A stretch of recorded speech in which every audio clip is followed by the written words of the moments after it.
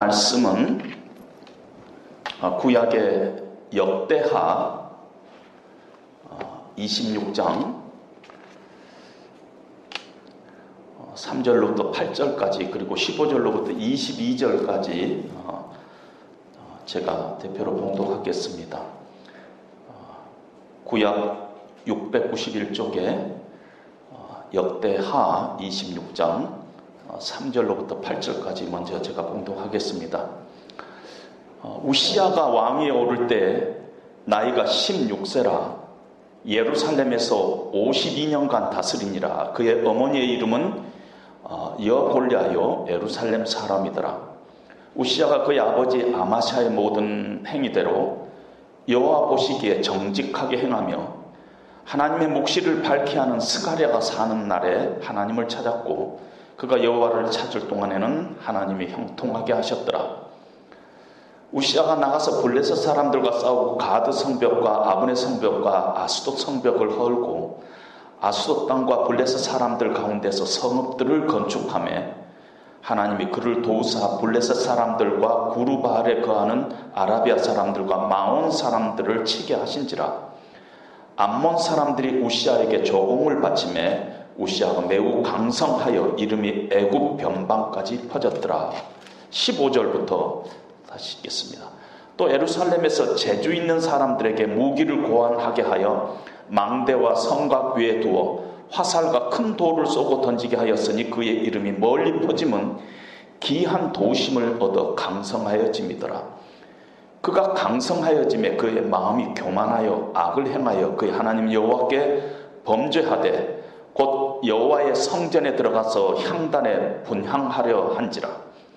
제사장 아사랴가 여호와의 용맹한 제사장 80명을 데리고 그의 뒤를 따라 들어가서 우시야 왕 곁에 서서 그에게 이르되 우시야여 여호와께 분향하는 일은 왕이 할 바가 아니요 오직 분향하기 위하여 구별함을 받은 아론의 자손 제사장들이 할 바니 성소에서 나가소서. 왕이 범죄하였으니 하나님 여호와께서에게서 영광을 얻지 못하리이다. 우시야가 손으로 향로를 잡고 분향하려 하다가 화를 내니 그가 제사장에게 화를 낼 때 여호와의 전 안 향단 곁 제사장들 앞에서 그의 이마에 나병이 생긴지라. 대제사장 아사랴 모든 제사장이 왕의 이마에 나병이 생겼음을 보고 성전에서 급히 쫓아내고 여호와께서 치심으로 왕도 속히 나가니라. 우시야 왕이 죽는 날까지 나병 환자가 되었고 나병 환자가 되며 여호와의 전에서 끊어져 별궁에 살았으므로 그의 아들 요담이 왕궁을 관리하며 백성을 다스렸더라. 우시야의 남은 시종 행적은 아모스의 아들 선지자 이사야가 기록하였더라. 아멘. 잠시 기도하겠습니다.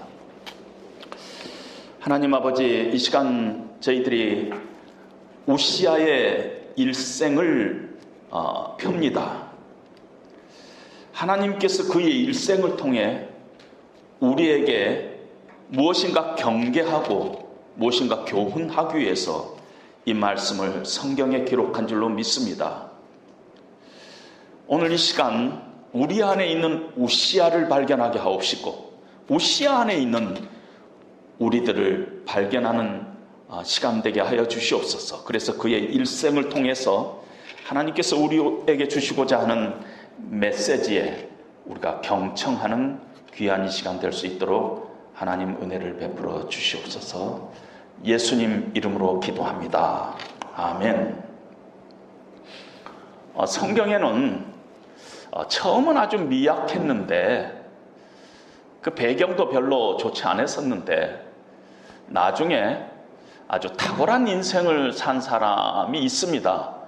오늘 윤지자매가 불렀던 야베스 같은 사람이 그런 사람입니다. 근데 대부분은요 처음에 시작은 꽤 잘했다가 나중에 끝이 좋지 않게 끝나는 인생을 사는 사람들이 성경에 많이 기록되어 있습니다.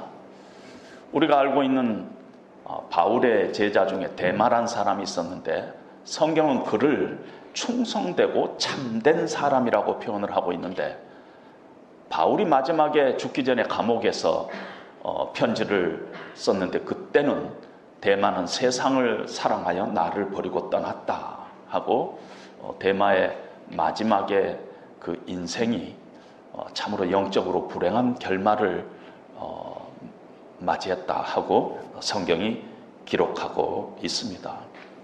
꼭 성경뿐만 아니라 우리 주변에도 이렇게 보면은요, 시작은 좋았는데 참 끝이 비참하게 불행하게 끝난 경우를 우리는 자주 봅니다. 우리가 뭐 딴 데 멀리 가서 찾지 않아도 우리나라 대통령, 전임 두 대통령이 감옥에 있고 그 전 대통령 자살하고, 그게 우리의 지금 현실이지 않습니까?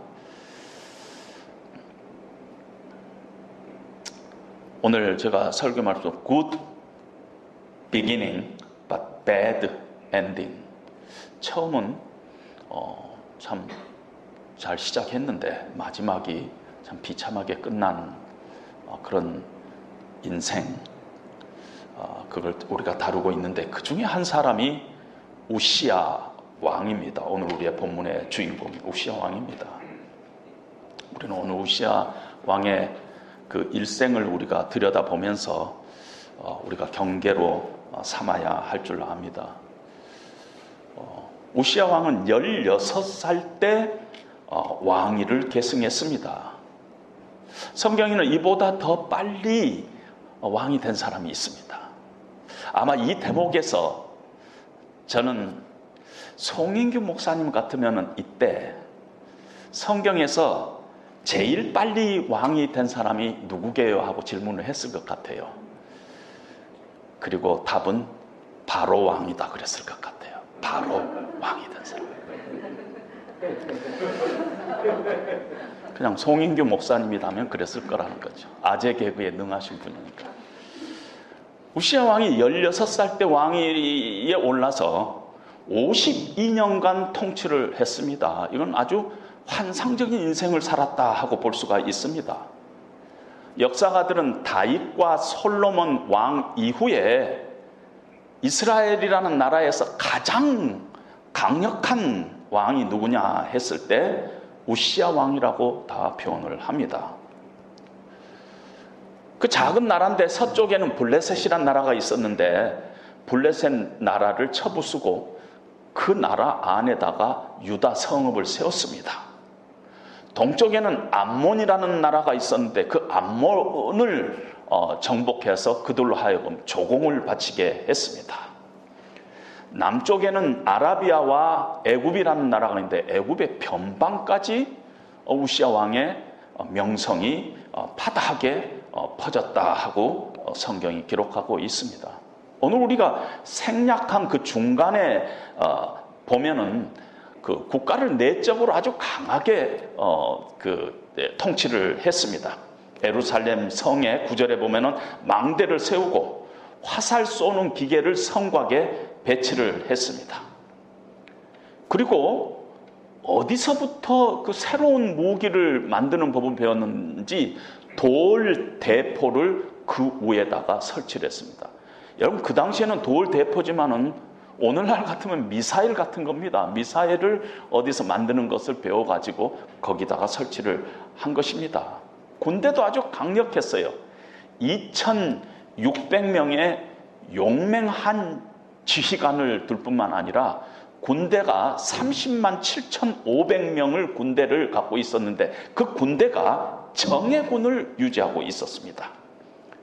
다 갑옷을 입히고 활을 들고 방패를 들게 했습니다. 오늘날 같으면 30만 7,500명인데요. 다 해병대로 이렇게 다 훈련을 시킨 것입니다. 목축업과 농업을 장려했습니다. 기본 그 기간 산업을 장려를 했습니다. 우시야가 왕이 탁 되었다 하고 나서 바로 오늘 우리가 생략한 26장 2절에 보면은 우시야가 엘롯을 건축했다 그러는데 엘롯을 이렇게 찾아서 연구를 해보니까 그 엘롯이란 데가 지중해 연안의 항구 도시입니다. 항구 도시를 아주 시작하자마자 거기를 그 도시를 아주 건축해가지고 유다에 돌렸다 하고 있습니다. 앞으로 지중해를 통해서 어떤 해상 무역의 발판을 삼아야 되겠다 하는 그런 어떤 경제적인 안목도, 그런 비전도 갖고 있었던 아주 훌륭한 왕이었습니다. 우시야 왕을 이야기할 때는 늘 따라다니는 단어가 powerful, strong, 강성하다, 강한 왕이다, 이렇게 얘기를 합니다. 그래서 8절에도 보니까 우시야가 매우 강성하여, 15절 16절에도 보면 그가 강성하였다, 대단히 강성한 나라를 아주 잘 통치한 그런 왕이었다, 이렇게 표현을 할 수가 있습니다.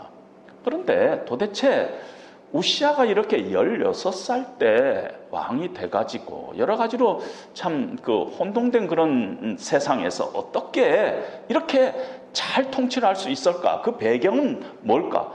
그 원인은 뭘까? 그 힘의, 그 파워의 소스는 뭘까 했을 때 성경은 지체하지 않고 하나님의 도우심 때문이다, 이렇게 얘기를 하고 있습니다. 강건한 나라를 소개하면서 7절에 하나님이 그를 도우사, 15절에도 하나님의 기이한 도우심을 얻어 강성하여짐이라. 뭔가 우리가 상상할 수 없는, 우리가 예측할 수 없는 하나님의 아주 기가 막힌 도우심이 있었다는 것입니다. 우시야 왕 할아버지는 요아스 왕이었고 아버지는 아마사 왕이었는데 그 두 분도 우시야처럼 아주 처음에 정치를 잘했어요. 그러다가 나중에 우상 숭배하면서 피살을 당했습니다. 그래서 어린 나이에 왕위에 오른 우시야로서는 마음속에 이런 생각을 했을 것 같아요. 나는 할아버지와 아버지의 전처를 밟지 말아야지, 이렇게 단단히 결심하면서 늘 하나님께 기도하며 국가를 다스렸습니다. 그래서 성경은 그의 일생에 처음에 스타트를 할 때 여호와 보시기에 정직하게 행하였다, 여호와 보시기에 정직하게 행하였다, 아버지 아마사처럼 여호와 보시기에 정직하니 행하였다, 그렇게 얘기를 하고 있습니다. 자기 마음도 참 아버지나 할아버지 같이 그렇게 되지 않고 하나님께서 이게 도우신 거니까 하나님 앞에 늘 정직하니 행해야 되겠다, 이런 마음을 가지고 국가를 다스렸다, 이렇게 볼 수가 있습니다. 그렇게 된 데는 주변에 영적인 멘토들이 좀 있었습니다. 16살 때 왕에 올랐으니까 어머니의 영향력이 꽤 있었을 것 같아요. 아버지는 사마리아에 10년간 갇혔다가 나중에 이렇게 또 풀려났다가 15년간 통치하다가 나중에 피살을 당했습니다. 그러니까 어머니가 16살 때 어머니가 있었는데 어머니의 이름이 여골리아예요. 근데 여골리아라는 뜻을 찾아보니까 여호와에게는 능치 못한 일이 없다, 이런 뜻이에요. 그러니까 어머니가 예루살렘 사람이고 여골리아다 하고 성경이 표현하고 있는데 어머니의 신앙을 간접적으로 우리에게 보여주고 있는 것이에요. 어머니의 이름이 하나님에게는 능치 못한 일이 없다 했으면은 그 신앙이 분명히 우시야에게, 어린 우시야에게 전달이 됐을 거다 하고 우리는 상상할 수가 있습니다. 주변에 스가랴라는 선지자가 우시야 왕 옆에 있었습니다. 여러분, 성경에는 스가랴라는 이름을 가진 사람이 한 30명 정도 나옵니다. 그 중에 우리가 알고 있기로는 성경을 쓴 스가랴 선지자 있는데 이분 아닙니다. 그 연대수로 보면 한 400~500년 차이가 나니까 그 선지자가 아니라 오늘 역대하에만 나오는 이 스가랴라는 이 선지자가 있었습니다. 그 외에는 나오지 않아요. 근데 이 선지자를 성경은 어떻게 묘사를 하고 있느냐 하면은 하나님의 묵시를 밝히 아는 스가랴, 하나님의 묵시를 밝혀야 한다. 그런데 영어 성경을 여러분들이 보면은 이렇게 표현하고 있어요. 하나님의 말씀을 가르치는데 늘 하나님을 두려워하는 가운데 하나님의 말씀을 가르치는 스가랴. 그것이 우리 한글에서는 하나님의 묵시를 밝혀야 하는, 이렇게 뭔가 두리뭉실하게 번역을 했습니다. 굉장히 영성이 있는 스가랴였어요. 하나님의 말씀만 전한 게 아니라 우시아여 우리 함께 기도합시다 그러면서 늘 우시아에게 가르치는데 하나님의 뜻을 분별하도록 가르칠 뿐만 아니라 하나님을 신뢰하고 하나님을 의지하고 하나님을 경외하도록 그렇게 우시아가 분명히 가르쳤다는 것입니다. 왜냐하면 그런 사람이니까. 성경은 그 외에 또 다른 얘기를 하고 있지 않지만은 우시아와 동시대에 그 주변에 있었던 선지자 중에서 이사야 선지자가 있습니다. 오늘 우리가 읽은 본문의 마지막에도 이사야 선지자를 우리가 언급을 하고 있고, 이사야서 6장에도 이사야가 성전에서 하나님의 그 환상을 볼 때 그때도 우시아가 죽고 난 다음에 이렇게 우시아를 언급을 할 만큼 그 동시대 사람입니다. 우리는 모르지만은, 자세한 건 모르지만은 음으로 양으로 이사야 선지자의 어떤 영향력도 우시아는 받았을 거다, 그렇게 볼 수가 있습니다. 주변에 여러 영적인 멘토들이 있었어요. 그래서 하나님의 인도하심을 같이 구했고 하나님의 돌보심을 구했고, 그래서 성경은 5절에 그가 여호와를 찾을 동안에는 하나님이 우시아의 인생을 형통하게 하셨더라. 그러니까 우시아가 하나님을 늘 찾고 하나님의 도우심을 구했었다. 누구 때문에? 주변의 영적인 멘토들의 영향력을 받고, 이렇게 우리가 해석을 해도 무리하지 않다, 이렇게 볼 수가 있습니다. 그런데 우시아가 그동안의 이 형통한 인생이 비참한 인생의 결론으로 마감하고 있습니다. 하나님의 진노하심을 받아 나병에 걸려서 쓸쓸하게 죽어갑니다. 죽는 날까지 별궁에 격리되어서 죽고 나서도 조상묘에 함께 묻히지도 못하고 그 옆에 따로 땅을 구해가지고 묻힙니다. 그러니까 아주 이거는 수치스러운 일이죠. 고고학적으로 돌판 유물이 하나 발견됐는데요. 그 글을 이렇게 보면은 이곳에 유다왕 우시아의 뼈가 묻혀 있다. 그거면 될 텐데 열지 마라, 이 말이 붙어 있어요. 왜 열지 마라? 혹시 나병 때문이 아닐까? 이런 생각을 저도 이렇게 갖게 됩니다. 이렇게 좀 그 인생이 나중에 참 슬프고 안타깝고 비참한 인생이 됐던 것입니다. 어디서 그 인생이 이렇게 추락했는가? 성경은 아주 클리어하게 16절에 그가 강성하여짐에 그의 마음이 교만하여 라고 그냥 딱 한마디로 표현을 합니다. 교만해졌다는 것이. 우시아가 누렸던 그의 성취, 그 성공은 다 하나님의 도우심이었어요. 손바닥만한 작은 나라가 동서남북의 주변 국가들을 정복하고 애굽의 변방까지 그 이름이 유명해졌었던 것은 하나님 때문에, 하나님의 도우심이에요. 하나님이 그를 도우사 하나님의 기이한 도우심을 얻어 그가 강성하여졌다. 상식적으로 이해할 수 없는 그런 도우심이라는 거예요. 하나님이 참 이건 상식적으로 이해가 안 되는데 하나님이 이렇게 우시아를 도와주시네. 자세히는 몰라요. 그러나 우리가 도저히 상상할 수 없는 그런 도우심이 우시아의 인생 가운데 있었다는 것입니다. 우리식으로 표현하면 이건 전적으로 하나님의 은혜였어요. 그런데 어느 틈엔가에서부터 하나님의 은혜가 은혜로 다가오지 않을 때, 초심을 잃을 때, 하나님을 더 이상 의식하지 않으면서도 내가 충분히 살 수 있다고 생각이 들 때, 하나님의 두려워함이 사라질 때, 내 삶의 영역에서 내가 통치할 수 있는 영역이 있는데 그 영역에서는 하나님 없이도 내가 잘 할 수 있다는 생각이 들 때, 이것을 성경에서는 교만이라고 합니다. 성경 그것을 교만이라, 하나님 없이 내가 할 수 있다고 생각하는 거, 그게 교만입니다.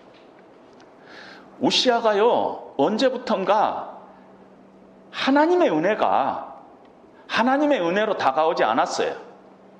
하나님 도우심 없어도 이제는 좀 잘 되네, 내가 이렇게 국가를 통치를 하는데 이런 식으로 신무기를 개발하고 이렇게 세우고 했더니 먹혀 들어가네. 자기가 상당히 스트롱하다고 생각했습니다. 그리고 나서는 점점 하나님의 도우심을 간구하지도 않고, 하나님 묻지도 않고, 하나님 없이 계획하고 하나님 없이 행동했다 하고 성경은 이 얘기하는 것이 교만해졌다는 것입니다. 그리고 성경은 오늘 5절에 아주 미묘한 표현을 쓰고 있는데요, 스가랴가 살아있는 동안 우시아가 하나님을 찾았고, 그가 하나님을 찾는 동안에는 하나님이 형통하게 하셨더라.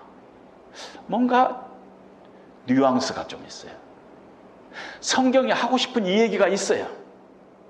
거꾸로 뒤집으면은요, 스가랴가 죽고 나서부터는 우시아가 구하지 않는 날이 많아졌고, 하나님의 뜻을 구하지도, 도우심을 구하지도 않고, 하나님 없이도 내가 할 수 있다, 그런 날들이 스가랴 선지자가 죽고 난 후에는 그런 날들이 많아졌다 하는 것을 우리에게 간접적으로 얘기를 하고 있습니다. 점점 바빠졌을 거예요. 얼마나 하늘 일들이 많은데요. 다른 할 일들이 너무너무 많아요. 기도하는 일이 시간이 낭비되는 것 같은 때가 왔어요. 그래서 기도를 안 해봤어요? 안 했더니 기도할 때하고 똑같아요. 그 마음이 하나님을 완전히 잊어버린 것은 아니었지만은 온전한 마음을 가지고 하나님을 섬기고 있는 것은 아니었어요. 어려움이 좀 생기면 하나님을 찾기도 했을 거예요. 그러나 일이 잘 풀리고 어려움이 없는 날에는 하나님 없어도 돼요. 하나님 있으나 마나 했어요. 그걸 성경은 교만이라고 얘기를 하고 있다는 것입니다. 여러분, 우리 신앙생활에요, 위기가 찾아올 때는 대체로 언제냐면은 잘 나갈 때예요. 뭔가 잘 될 때, 평안할 때예요. 하나님의 도우심이 없어도 잘 돼요? 내가 열심히 했더니 다 이게 잘 돼요? 하나님이 특별히 도와주지 않아도 사업체도 그런 대로 잘 되고, 아이들도 뭐 이상하게 공부도 잘하고, 병원에 가서 건강진단 받아도 저 연세에 비해서 한 15년은 더 젊게 지금 사시고 계십니다. 아주 건강하십니다. 이런다는 거예요. 성경 공부 안 해도, 기도 안 해도, 때로는 그냥 막 주일 예배 한 달간 안 나가도 차이가 하나도 없어요. 내 인생하고요, 하나님의 말씀하고 연결고리가 별로 없는 것 같아요. 이거 따로 이거 따로예요. 그런 생각이 드는 순간 우리는 지금 교만죄에, 심각한 교만죄에 빠져 있다는 것이 성경이 우리에게 지금 이야기하고 있다는 것입니다. 어느 날 우시아가 성전에 들어가서 향단의 분향을 하려고 합니다. 근데 성경 그것이 하나님 보시기에 악한 일이라고 얘기하고 있어요. 하나님의 뜻은요, 뭐 초등학생들도 다 아는 그 당시 하나님의 뜻은 제사장들만이 레위 자손들 중에서 아론의 후손들만이 분향하도록 돼 있어요. 이거는 삼척동자도 다 아는 것이었어요. 우시아 왕은 유다 지파에 속한 사람이었어요. 레위의 아론이 아닙니다. 지금 우시아 왕은 하나님의 뜻을 정면으로 거역하고 있는 것입니다. 제사장이 하도록 하나님께서 정하신 일을 자기가 하려는 악행을 지금 범하고 있다는 것입니다. 하나님 앞에 분향하는 일이 뭐가 잘못됐어요? 근데 그 마음이 이미 하나님이 지시하는 것을 어기기도 했지만은 하나님 앞에 분향하는 일은 어떤 면에서 아주 나쁜 일은 아니잖아요. 하나님께서 그렇게 하지 말라고 해서 그런 것이지 나쁜 일은 아니잖아요. 그러나 우시아의 마음이 어디에 있느냐는 것입니다. 하나님의 뜻을 알면서도 그냥 밀어붙이고 있지 않아요? 하나님의 뜻이 이건다는 걸 알면서 내 뜻, 내 욕심으로 지금 밀어붙이고 있는 것입니다. 어떤 면에서 제사장도 왕권 밑에 있어야지 왕이 뭐 하지 못할 일이 뭐가 있어? 이런 생각이 들었을 수도 있다는 것입니다. 아주 마음이 지금 어떤 면에서 아주 강해져 있어요. 스트롱해져 있어요. 다윗이 하나님 앞에 범죄했을 때 하나님께서는 나단 선지자 한 사람을 보냈어요. 그런데 우시아가 범죄하는데 제사장 아사랴가 용맹한 제사장 80명을 데리고 들어갑니다. 그래갖고 토탈 81명이 들어가요. 제가 가만히 생각하니까 뭐 제사장인데 왜 용맹한 사람을 데리고 들어갔을까? 자기가 대제사장이 얘기하면 될 텐데 어떻게 80명을 데리고 들어갔을까? 어떻게 보면 우시아가 말해도 안 들을 만큼 고집이 셌는가도 몰라요. 지금 이미 제사장 알고 있었을 거란 말이에요. 왕이 지금 아주 마음이 높아져 있다는 것. 그래서 용맹한 사람 80명과 함께 가지 않으면 우리 말 안 들을 거다, 이런 생각을 가졌는지도 모르겠다 하는 생각이 듭니다.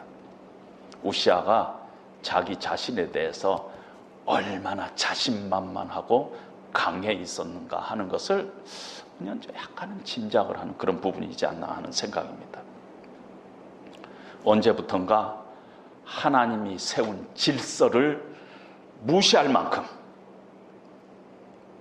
하나님이 나의 왕이라는 생각보다는 내가 이 나라의 왕이라는 생각이 더 컸어요. 더 컸어요.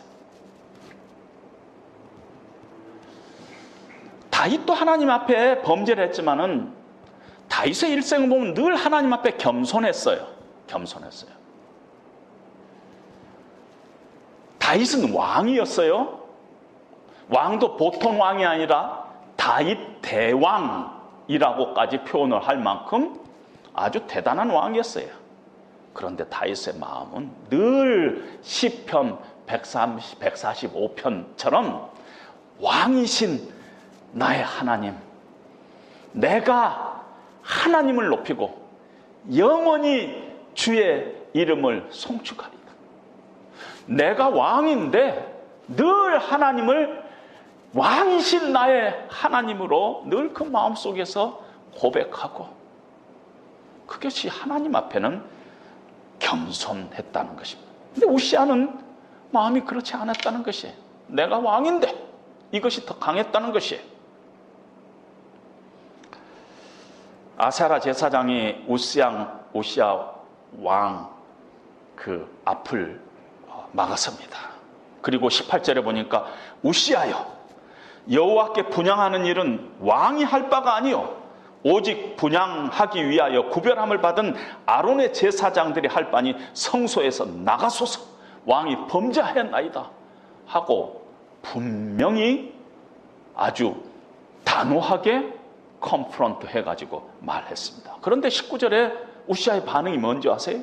우시아가 손으로 향로를 잡고 분향하려 하다가 화를 내니, 그가 제사장에게 화를 낼 때에 그 이마에 나병이 생긴지라. 성소에 들어가서 제사장이 할 일을 자기가 뺏어가지고 향단에 분향하려 할 때가 아니라 제사장에게 노할 때, 그때 하나님의 심판이 내린 거예요. 어느 때는요, 죄를 범할 때가 아니라 내가 이것이 잘못됐다는 걸 알면서도 하나님을 두려워하지 않고 계속 밀고 나갈 때, 그때 하나님의 심판이 임한다, 이렇게 볼 수가 있습니다. 그때가 위험하다는 것이, 잘못됐음을 알면서도 밀어붙이는 거예요. 다르다. 밀어붙이는 거예요.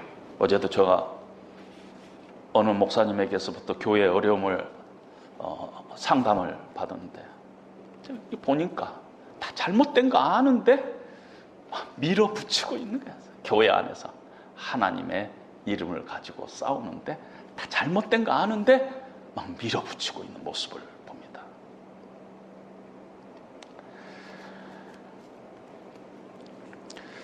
우시아 왕이 이렇게 잘못된 첫 번째 틈이 뭐였을까? 이 교만이 어디서부터 들어왔을까 했을 때 저는 마음이라고 얘기를 하고 싶습니다. 마음이다. 성경에 보니까 우시아에 대해서 이렇게 좋은 평가를 하면서 하나님 보시기에 정직히 행하였다, 이렇게 표현을 하는데, 그 붙인 아마사의 모든 행위처럼 하나님 보시기에 정직하니 행하였다 하고 얘기를 하고 있습니다. 전 여기에서 좀 의문이 생겼어요. 다윗처럼 이렇게 하지 않고 아마사처럼 이렇게 얘기했을까? 그리고 아마사를 봤더니 25장 2절에 아마사에 대해서 성경이 이렇게 평가를 하고 있어요. 아마사가 여호와께서 보시기에 정직하게 행하기는 하였으나 온전한 마음으로 행하지 아니하였더라. 그러니까 정직하니, 뭔가 잘은 모르지만 정직하게 행하기는 했는데 온전한 마음은 아니었다. 마음은 약간 뭔가 프로블럼이 있었다 하는 것이. 그래서 굿 비기닝이 배드 엔딩이 되는 그 사이에 어떤 마음이, 온전하지 못한 마음이 영향을 미치지 않았을까 하는 그런 생각을 하게 됩니다. 그런데 놀랍게도 역대서의 주제가 뭘까 하고 우리가 보통 얘기를 하죠. 역대서는 뭐가 주제인가 했을 때 학자들 간에는 그 성경 안에서 가장 자주 쓰이는 중심된 단어가 뭐냐 하는 쪽에서부터 연구를 시작합니다. 그리고 놀랍게도 역대서의 중심 단어는 heart예요. 마음이에요. heart. 그것이 63번이나 언급되고 있습니다. 뿐만 아니라 결론 부분인 31장, 32장에 가서는 온전한 마음이란 단어를 21번이나 쓰고 있어요. 그러니까 마음이, 우리가 온전한 마음으로 하나님을 섬겨야지, 그렇게 마음이 이렇게 갈라져 있다든가, 마음이 온전하지 못하다든가, 이것 가지고 하나님을 섬기면 그것이 언젠가는 삐뚤어지게 된다는 것입니다. 삐뚤어지게. 된다는 것입니다. 성경은 무릇 지킬 만한 것보다 네 마음을 지키라. 그곳에서부터 생명의 근원이 나타납니다. 마음이 굉장히 중요하다는 것이, 생명의 근원이 마음에 있는데 놀랍게도 성경은 만물보다 심히 부패한 것이 마음이라고 얘기를 하고 있어요. 모든 영적인 싸움이 여기에서 일어나고 있는 것입니다. 여기에서 그 마음 안에 거짓이 있고 악이 있고 교만이 있고 간사가 있고 음란이 있고 이 마음이 있는 것이, 마음을 지키지 못하면 망하고 마음을 지키면은 우리가 생명을 붙잡는 거나 마찬가지인데, 이 마음이 내 마음 나도 몰라요. 지키자 그래가지고 지켜지는 것이 아니라는 것이 나도 몰라. 그러니까 이게 참 이러지도 못하고 저러지도 못하는 것입니다. 내 힘과 내 결심 가지고 내 마음 지킬 수가 없어요. 그런데 성경은요, 하나님의 말씀은 우리의 혼과 영과 관절까지 쪼개며 우리 마음의 깊은 생각을 드러낸다고 얘기하고 있어요. 그래서 우리가 하나님의 말씀 안에서 우리의 마음을 검토하지 않으면은 나도 몰라요. 내가 이렇게 하고 있는데 내가 이것이 잘못됐는가, 뭔가를 몰라요.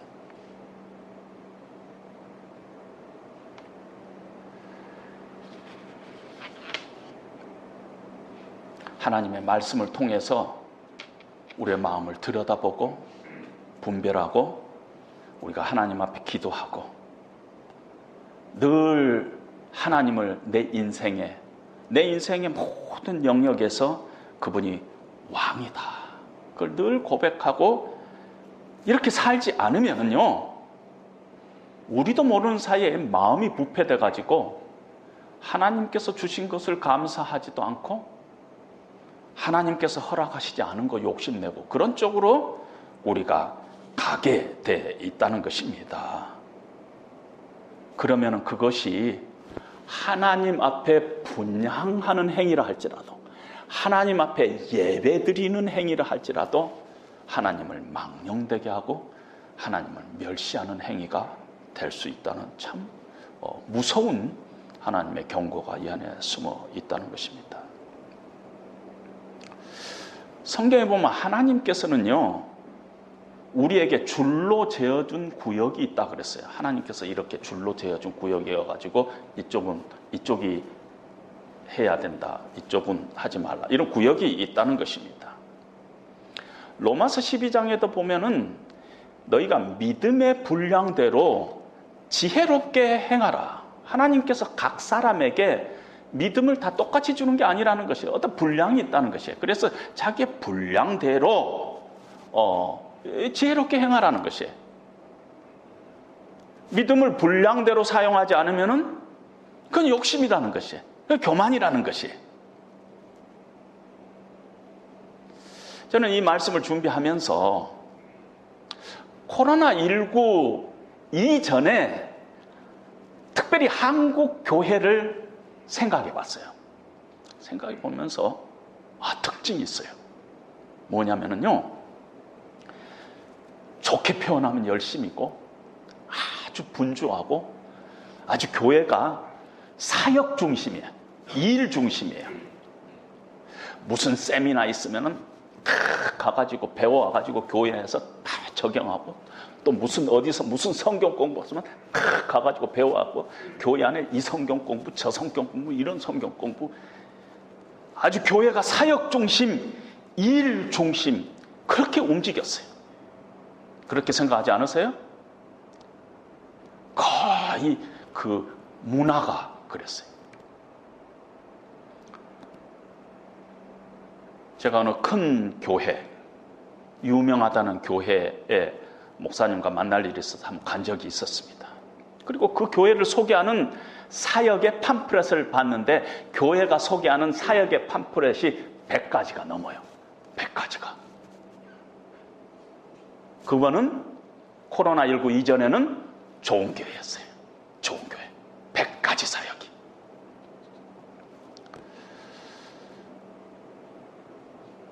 그런데 코로나19를 이렇게 지나면서 저에게 아주 부딪히는 하나님의 말씀이 있었어요. 그 뭐냐면은 여호와께서 집을 세우지 아니하시면은 세우는 자의 수고가 헛되고 여호와께서 성을 지키지 아니하시면은 타숙군의 깨어 있음이 헛되도다. 너희가 일찍 일어나고 늦게 누우며 수고의 떡을 먹음이 헛되도다. 어떻게 보면 우리가요, 세우고 지키고 아침 일찍 일어나고 늦게 누우면서 막 수고의 떡을 먹었는데 하나님께서는 그 헛된 것이라 하고 얘기를 하면서 오히려 이렇게 말씀하십니다. 여호와께서 사랑하는 자에게 잠을 주시는도다. 잠, 우리가 얼마나 평범하고 당연한 걸로 여겼잖아요. 우리의 일상이에요. 그걸 우리는 감사하지 못하고 아침부터 일어나서 열심히 누우면서 수고의 떡을 먹는 하나님이 그거 헛된 것이다. 내가 너희들에게 준 이 일상, 이 잠, 감사하고 엔조이하지 못하고 너희들이 살아왔다면은 그거는 너희가 참 헛된 일을 한 것이다 하는 그런 교훈을 하나님께서 저에게 주시는 것 같았습니다.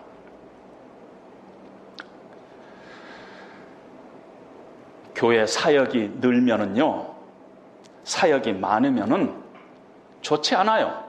저 단언적으로 얘기합니다. 일을 벌려 나가면은 영적으로 메마르게 되어 있어요. 우리가 겉으로 우리 눈으로 보면은 막 으쌰으쌰으쌰하니까 나도 모르는 사이에 영적으로 충만한 것 같지만은 사실은 영적으로 메마르고 있다는 것입니다. 저는 코로나19 이후에 한국 교회가 어떻게 가야 될 것인가 하는 것에 관해서 심각하게 우리가 연구하고 조사해 봐야 된다 생각합니다. 영적인 리모델링이 필요한데 대대적인 리모델링이 필요하다. 하나님께서 각 사람, 각 교회에 주시는 믿음의 분량이 있어요. 그 분량을 넘어가면은 그게 믿음이 아니라 교만함으로 간다는 것이에요. 욕심으로 간다는 것이에요. 하나님께서 우리에게 주시는 믿음의 분량은 무엇인가 우리가 고민하고 선택과 집중을 해야 돼요. 남이 한다고 다 하는 게 아니라는 것이에요. 저도 과거에 섬기던 교회에서 선교사 여기도 이렇게 하다 보면은 아시아 어디 보냈는데 저쪽에는 안 갔네. 그러면 저쪽에 보내야 돼요. 다 구색을 맞춰야 된다고 생각했어요. 그 얼마나 어리석은 일인가. 다른 데서 하면 되지. 왜 우리 교회가 다 해야 될 필요가 뭐가 있어요? 다른 교회에서 하면 되지. 더 잘할 수 있는 그런 은사를 가진 교회가 하면 되지. 왜 우리가 다 해야 돼요? 돌이켜보면은 그것은 하나님 앞에 믿음의 행위가 아니라 어떻게 보면은 목회의 욕심이 아니었는가 하는 그런 생각을 하게 됩니다. 코로나19가 안정돼가지고 우리가 예전으로 돌아가는데 만약에 교회가 옛날식을 그대로 다시 쫓아간다면은 저는 걱정이 됩니다. 혹시 그 길이 우시아의 길이 되지 않을까 걱정이 된다는 것이에요. 우시아의 길. 얼마나 우리가 한국교회가 자랑이 많았는가 몰라요. 코로나19 이전에 세계 선교사를 두 번째로 많이 보내는 나라. 미국이 1위지만은 인구 대비해서는 우리가 1위. 세계에서 새벽 기도를 제일 하는 교회. 뭐 이런 것들이죠. 어쩌다가 인터넷 보다 보니까 책이 1, 2, 3, 4, 5, 6 시리즈로 나와 있는데 제목이 까불지 마더군요. 까불지 마. 어떻게 보면은 한국 교회에 주는 까불지 마. 목에 힘 주지 마. 이런 그 경고의 음성이 들리는 것 같았습니다. 돌이켜 보면은요, 하나님 앞에 우리는 내일을 알지 못해요. 코로나19 바이러스 앞에서 세계가 어쩔 줄을 모르고 있어요. 우리가 센 소리, 나를 비판하는 소리 들으면은 잠을 못 자요.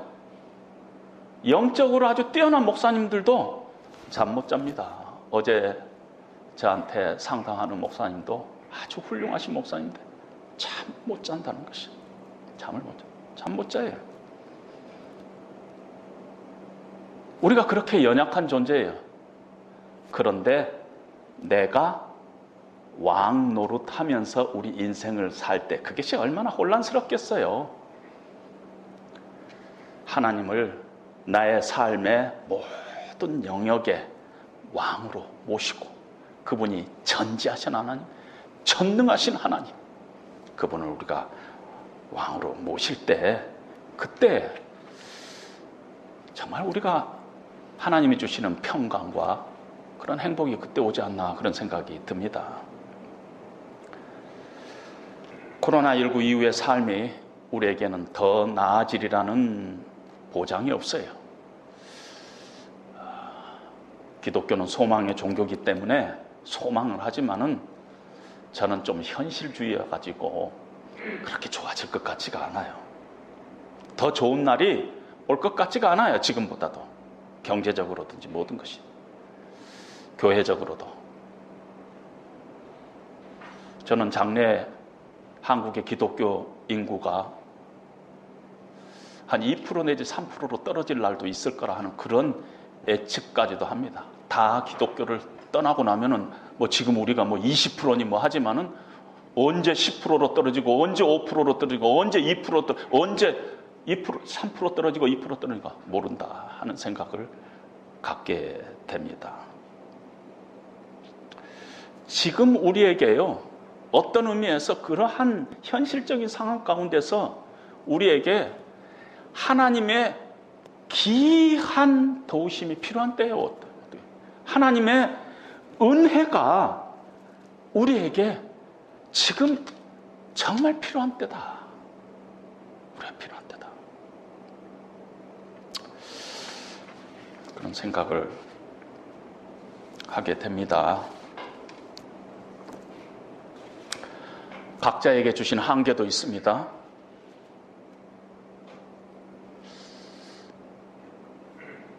어쩌다가 어떤 분들이 저에게 목사님, 저는 지금 나이가 70인데요. 제 건강은 50대하고 똑같아요. 그럼 걱정이 됩니다. 왜냐하면 그러다가 팍 쓰러진 사람 제가 한두 명 본 게 아니니까. 70은 70으로서의 한계가 있고요. 하나님이 한 그런 한계가 있어요. 80은 80의 한계가 있어요. 그 한계를 인정하고 그 안에서 하나님이 주신 것들에 대해서 우리가 감사하면서 살아야 된다는 것입니다. 자족하면서 감사하면서. 여러분, 하나님께서 우리에게 주시는 축복을 제한한다고 생각하지 마시고 하나님께서 줄로 재어준 구역을 우리가 감사함으로써 우리가 복을 누리는 것이 우리에게 필요하다는 것입니다. 그 한계 밖은요, 믿음이고 축복이고 그것이 아니라 이미 교만의 영역이라는 것입니다.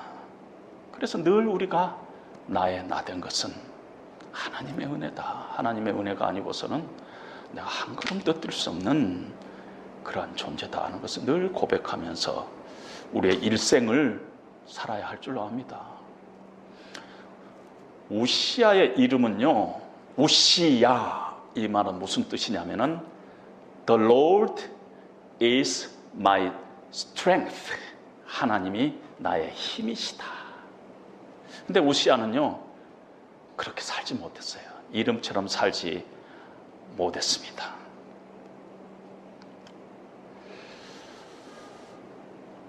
우리가 앞으로 우리가 살아가야 할 세상이 어려울 거예요. 우리 각자는 시작은 어떻게 됐는가, 시작은 어떻게 시작을 했는가 몰라요. 어려운 그런 환경에서 자란 분도 있고, 그런 대로 또 좋은 환경에서 자란 분도 있을까 몰라요. 그러나 우리에게 한 가지 목표가 있어요. Good ending 해야 되는 건 우리의 목표입니다. 개인적으로도, 교회적으로도, 기독교적으로도 good ending을 해야 됩니다. 그렇게 하려면은 늘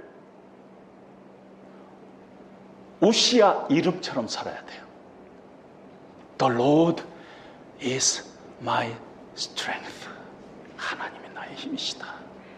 내가 하나님의 은혜가 아니고서는 내가 살아갈 수 없는 존재다 하는 걸 늘 고백하면서 겸손하게, 교만하지 않게 우리의 한계를 늘 인정하면서 우리에게 주신 것들을 감사하면서 자족하면서 그렇게 살 때 우리를 통해서 하나님께서 우리 인생을, 마지막에 우리 인생, 후반전에 우리 인생들을 하나님께서 굿 엔딩하게 만드실 줄로 믿습니다. 그런 축복이 저와 여러분들에게 함께 하시기를 주님의 이름으로 축원드립니다. 우리 찬송가, 짧은 찬송가인데요, 왕이신 나의 하나님, 한 2번 우리 같이 한번 불러보도록 하겠습니다.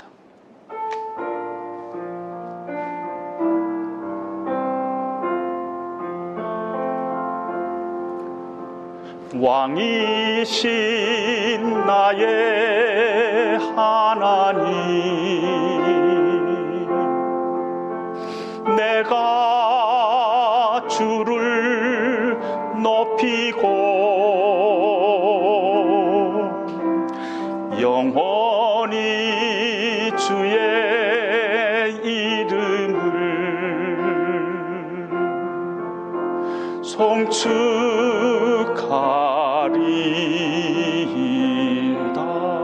왕이신 나의 하나님, 왕이신 나의 하나님,